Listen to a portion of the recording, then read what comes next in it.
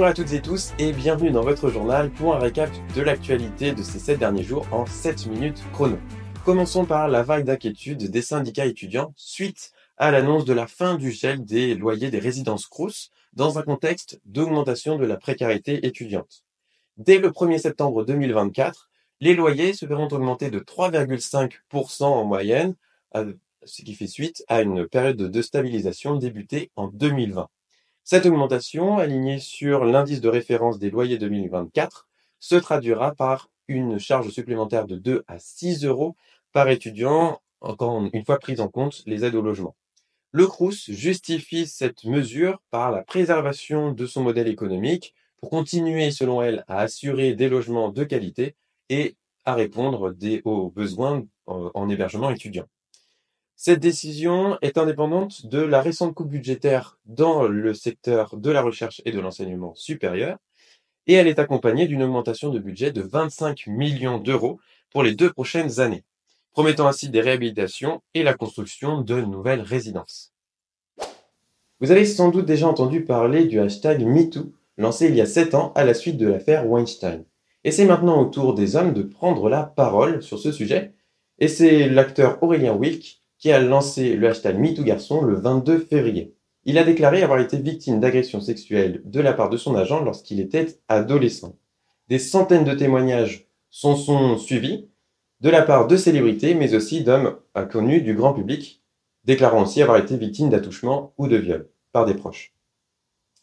Cette nouvelle vague de dénonciation a permis de mettre en lumière que les hommes sont aussi victimes de ces actes d'agression. Et en ce qui concerne les hommes, la moitié des actes sont commis par des membres de l'entourage familial. Okay. Rien ne doit être exclu. Voilà ce que Emmanuel Macron a déclaré au sujet de la guerre en Ukraine. Interrogé sur le conflit à l'occasion de la conférence internationale de soutien à l'Ukraine, le chef de l'État n'a pas fermé la porte à l'envoi de troupes militaires au pays en guerre. Il indique que pour le moment, je cite, « Il n'y a pas de consensus pour envoyer de manière officielle, assumée et endossée des troupes au sol, mais que tout est possible pour l'avenir, assurant que la France fera tout ce qu'il faut pour que la Russie ne puisse pas gagner cette guerre. » Jusqu'ici, la France n'avait pas mentionné l'envoi de troupes au sol. Interrogé à la sortie de la réunion à l'Élysée, le Premier ministre néerlandais Mark Rutte a lui assuré que cette question de l'envoi de troupes au sol n'était pas à l'ordre du jour. D'autres pays comme le Royaume-Uni ou l'Allemagne ont claqué la porte à la proposition d'Emmanuel Macron.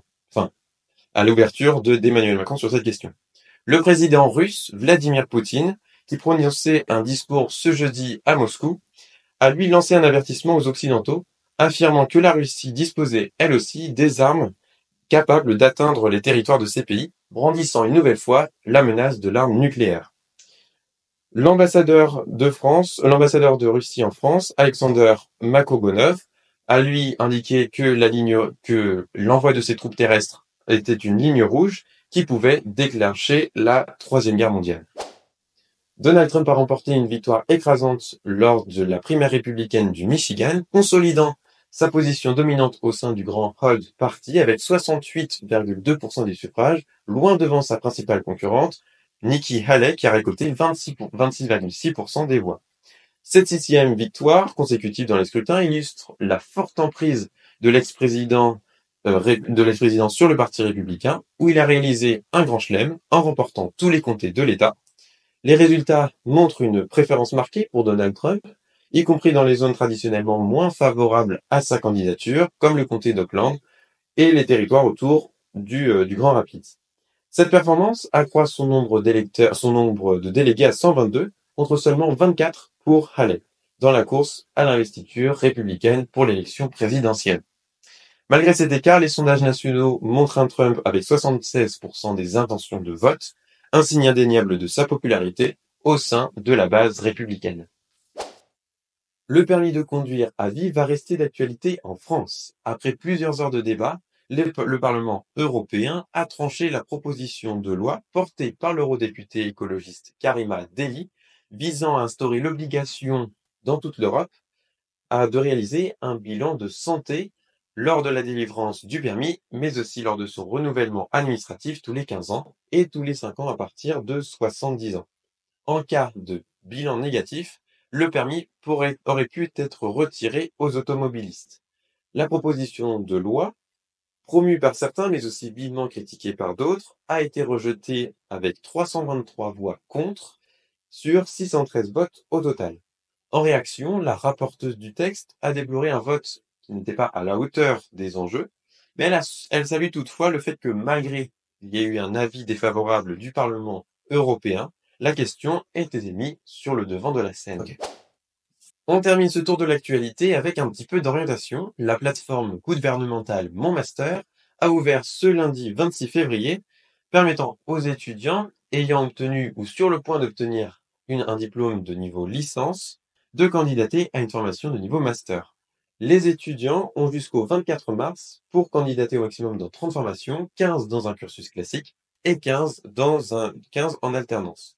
Entre le 2 avril et le 28 mai, les écoles étudient les dossiers, puis le 4 juin s'ouvrira la phase principale d'admission. En ce qui concerne Parcoursup, les futurs étudiants ont jusqu'au 14 mars 23h59 pour formuler leurs vœux.